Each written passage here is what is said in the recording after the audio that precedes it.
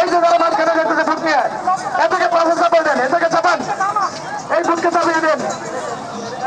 আমাদের মাঝে এইমাত্র উপস্থিত হচ্ছেন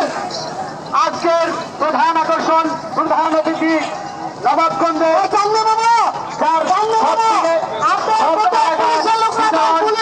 আমাদের আজকে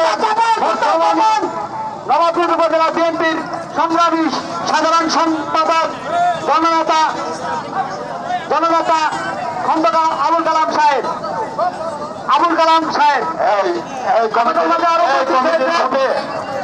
উপজেলা বিএনপির সাধারণ সম্পাদক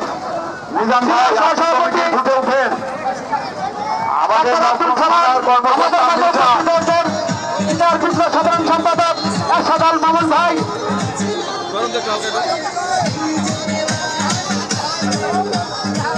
সম্মানিত শুনে আমাদের মাঝে প্রধান